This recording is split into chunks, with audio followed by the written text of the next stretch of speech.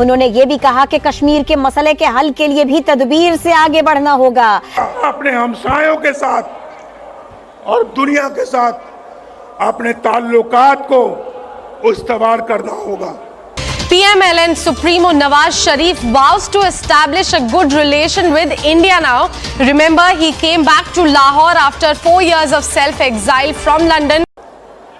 हम अपना हमसायों के साथ लड़ाई करके दुनिया के साथ अच्छा ताल्लुक करके तरक्की नहीं कर सकते। कश्मीर के हल के लिए भी बहुत बावकार तदबीर के साथ आगे बढ़ना होगा, बड़े बावकार तरीके से आगे बढ़ना होगा, तदबीर के साथ बढ़ना होगा। ये वही नवाज शरीफ साहब हैं जो चाहते हैं कि भारत से ताल्लुकात ठीक हों, और कहा जाता है कि इनको भारत से ताल्लुकात ठीक करने की पादाश में सजा भी दी गई है कि ये मिलिट्री इस्टेब्लिशमेंट या जो इस्टेब्लिशमेंट है उसकी मर्जी के बगैर फैसले करना चाहते हैं। और अर्ज करना चाहूंगा लिए उनकी जेब में सिर्फ 2 कार्ड है इस वक्त। नवाज शरीफ की जेब में 2 कार्ड।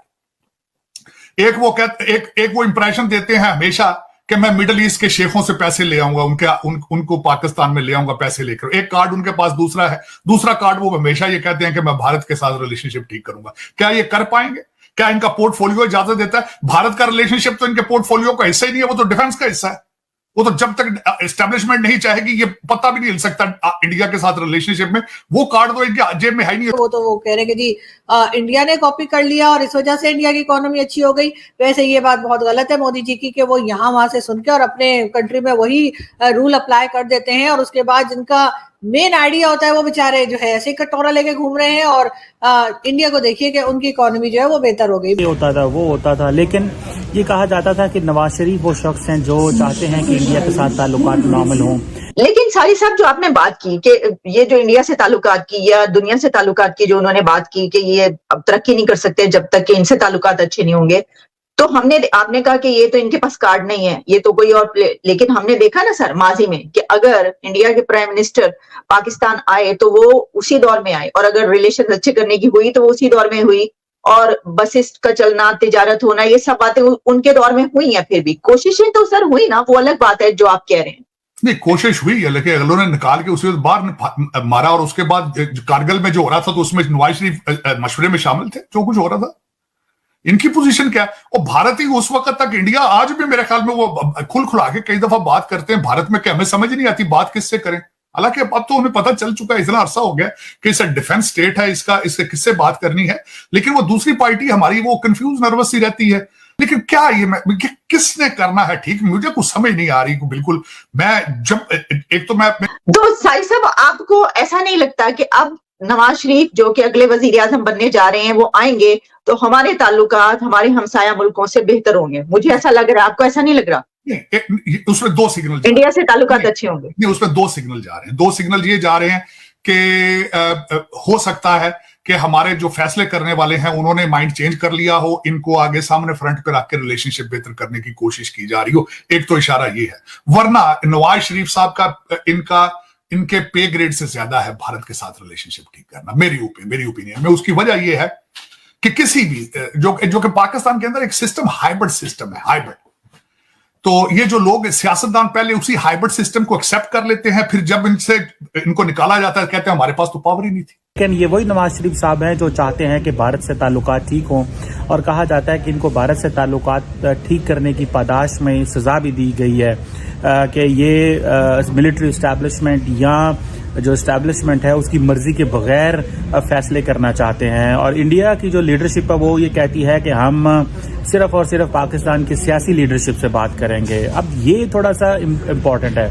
मैं ये बताता चलूँ कि जो पिछले, अगर नवाज शरीफ साहब की हिस्ट्री उठाई जाए तो पहली बात तो ये है कि जैसे मैंने शुरू में कहा था कि ये मिलिट्री की मर्जी से पॉलिटिक्स में आए। जब पॉलिटिक्स में आए ये वजीर आला बने, फिर ये वजीर आजम बने, इनको फिर हटा दिया गया। लेकिन मिलिट्री इस्टेब्लिशमेंट का ये हमेशा से मौक़िफ़ रहा है कि ठीक है नवाज शरीफ आए वो करें सारा कुछ, लेकिन मिलिट्री अपना एक मौक़िफ़ रखती है। मिलिट्री कहती है कि हमारे पास इंडिया को डील करने के लिए एक इंस्टीट्यूशनल मेमोरी है और सियासतदानों के पास नहीं है। ये लफ्ज़ बेसिकली ये जो लफ्ज़ है इंस्टीट्यूशनल मेमोरी, ये इमरान खान को बताया गया था और उनको कॉइन किया गया था। लेकिन जब देखिए हमें इम्पोर्टेंट चीज़ हमें समझने वाली है वो ये है कि अगर इमरान खान साहब जो हैं वो जब वज़ीर-ए-आज़म बने और उन्होंने नवाज शरीफ को गद्दार कहा, मोदी का यार कहा, गद्दार कहा, फिर वही इमरान खान मोदी साहब से बात करना चाहते थे, लेकिन भारत ने उस वक्त सर्जिकल स्ट्राइक भी कर दी, कश्मीर का स्टेटस भी बदल दिया और फिर हुआ कि इमरान खान पर्सनली ऑफेंड हो गए और उन्होंने मोदी के खिलाफ जो है वो उसको फैशिस्ट और जो है कहा जी ये तो नाज़ी जर्मनी जैसा है और ये ऐसे है वैसे है, जिस पे इंडिया सारी बात है बड़ा गुस्से होता था हमेशा और कहता था कि ये ऐसे क्यों जो है वो कह रहे हैं। लेकिन फिर एक वक्त आया कि इमरान खान ने इतनी टफ लाइन लेनी शुरू कर दी इंडिया के ऊपर कि मिलिट्री इस्टेब्लिशमेंट ने भी ये महसूस किया कि ये जो शख्स है ये हमारे इंडिया से ताल्लुकात नॉर्मल करने में रुकावट है। हालांकि हमें तो इमरान खान चाहिए था ताकि वो ताल्लुकात को, हमारा बंदा है तो ताल्लुकात को नॉर्मल करे, बल्कि इंडिया की स्ट्रेटेजिक कम्युनिटी भी यही सवाल हमें 2018 के इलेक्शन में करती थी कि इमरान खान आ गया तो क्या इंडिया से ताल्लुकात बेहतर होंगे। तो पहले तो नरेंद्र मोदी ने सबको फेल कर दिया, मैं तो इस बात को पहले भी एक्सेप्ट कर चुका हूँ। उसने अपनी पॉलिटिक्स से, अपने फॉरेन पॉलिसी मूव से सबको जो है वो कर दिया। अब नवाज शरीफ साहब दोबारा आ रहे हैं, क्या वो इंडिया से ताल्लुकात बेहतर कर पाएंगे, ये एक क्वेश्चन है, बड़ा मुश्किल सवाल है। मैं सिर्फ फॉरेन पॉलिसी के हवाले से देखूँ। दूसरा ये कहा जा रहा है कि नवाज शरीफ साहब जो है इनके अरब वर्ल्ड के साथ अच्छे ताल्लुकात हैं, सऊदी अरब से, कतर से, कुवैत से, यूएई से, तो ये शायद जो इस वक्त मिलिट्री जो है उसको चाहती है कि पाकिस्तान के अंदर फॉरेन डायरेक्ट इन्वेस्टमेंट आए, तो ये शायद वो इन्वेस्टमेंट लेके आएंगे क्योंकि, और फिर इसके बाद इनको चाइनीज़ भी बड़ा पसंद करते हैं। ये मोदी साहब की दुश्मनी, मोदी साहब की मोहब्बत जो है उसका भी ताना ये खा चुके हैं नवाज शरीफ साहब। तो इस तरह की बातें जो हैं वो एक बड़े पैमाने पे की जा रही हैं, देखी जा रही हैं कि भाई हाँ ऐसे हो सकता है। लेकिन क्वेश्चन हमें सिर्फ ये समझना है इस वक्त कि ये चीज़ें तो हो गई, क्या नवाज शरीफ साहब, अगर जिनके और मजे की बात बता दूं, नवाज शरीफ साहब के ऊपर केसेस की अगर बात बताऊं तो नवाज शरीफ साहब पाकिस्तान की तारीख के वो पहले शख्स थे या शायद आइंदा भी कोई होगा जिनको सजा हुई थी और उनको अदालत से और हुकूमत ने मिल के मुल्क से बाहर जाने दिया कि वो अपना इलाज करा सकें। पाकिस्तान की तारीख में ऐसा कोई मौका नहीं मिलता कि किसी सियासतदान को या किसी शख्स को जिसको सजा हुई हो, कन्विक्टेड हो, और उसको ये कहा जाए कि तुम बाहर चले जाओ इलाज करवा के आओ, और फिर